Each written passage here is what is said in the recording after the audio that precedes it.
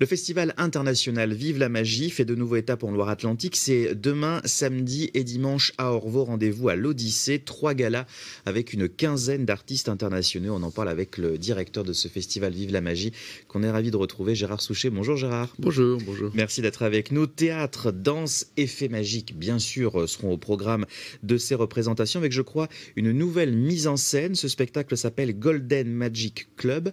Qu'est-ce qu'on va voir concrètement, Gérard, sur scène ? Eh bien, ce n'est plus un spectacle de magie, mais un spectacle totalement magique. Ce qui change tout, c'est une histoire, une grande histoire, dans laquelle les artistes, en fait, présentent leur numéro, mais tout ça est enveloppé, enrobé.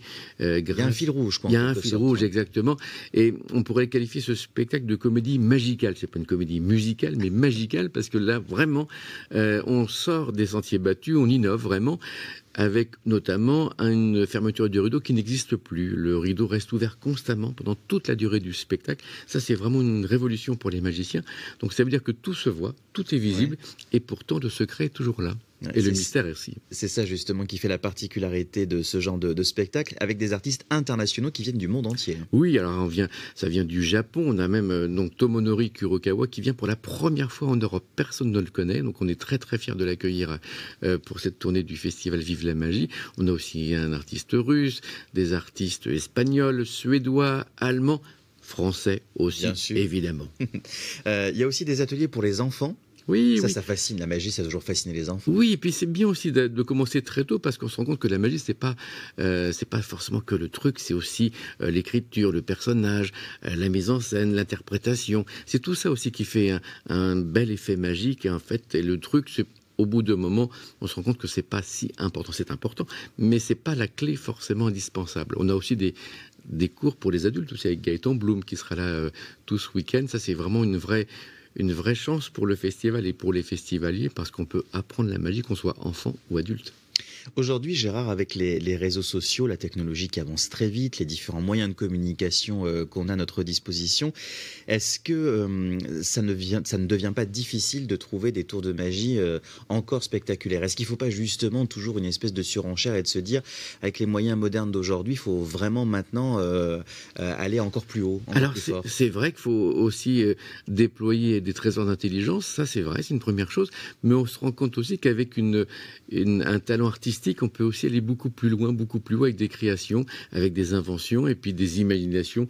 Toujours, je pense à François Normac, avec qui on travaille depuis très longtemps, qui conçoit, met en scène, écrit les spectacles, et on se rend compte que on peut quand même inventer de nouvelles choses, on peut créer, surprendre, et en plus ce qui était plutôt heureux, c'est qu'on émerveille. En fait, et c'est ça le vrai moteur du festival, c'est ce sentiment d'émerveillement qu'ont les spectateurs quand ils ressortent du théâtre.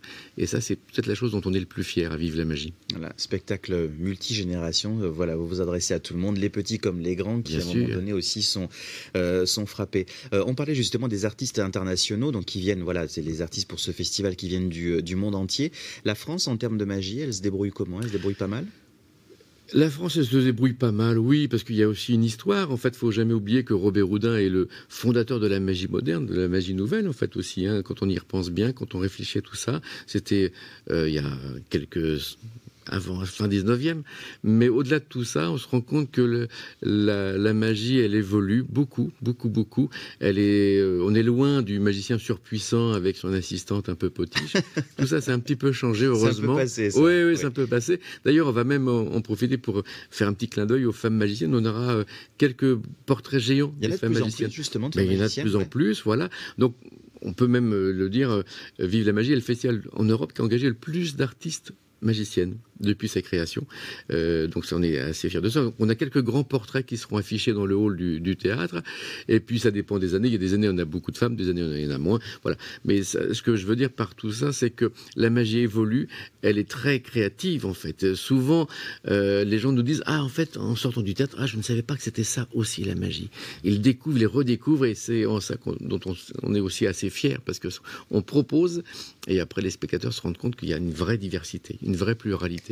Il nous reste une petite minute, Gérard. Vous êtes le responsable de ce festival Vive la magie, mais vous êtes avant tout magicien, évidemment, et passionné. J'ai envie de vous demander un petit tour rapide pour nos téléspectateurs de Nantes Matin. Qu'est-ce que vous pouvez nous proposer là, je vous ai amené une petite boîte. En fait, c'est une boîte à secret. Ça m'intrigue depuis tout à l'heure. Mais oui, c'est une boîte à secret. En fait, c'est une grande boîte. Elle est assez grande en fait et vous ne devinerez jamais ce qu'il y a à l'intérieur. Allez, je vais vous le confier, c'est une grande boîte à secrets car dedans on trouve un mystère. Ouais. Et je vais vous montrer ce mystère. En fait, si on ouvre la boîte, on se rend compte que dedans il y a une petite boîte noire. Ouais. Cette petite boîte noire, c'est la boîte à mystère. Mais ce qui est très étrange, c'est que cette grosse boîte rouge qu'on appelle le secret, Ouais. eh bien, elle peut tout simplement, elle aussi, rentrer dans la petite boîte noire du mystère. Ouais. Ce qui fait que le mystère ou le secret, vraiment, c'est toujours très compliqué de devenir lequel est lequel. Donc il y a une Étonnant. difficulté de savoir qui est le mystère, qui est le secret. Et quel est le plus gros ou le plus petit des deux? Et là, désormais, on a une boîte noire. Bon, on va essayer de comprendre un petit peu ce tour. Hein. Gérard va m'expliquer ça.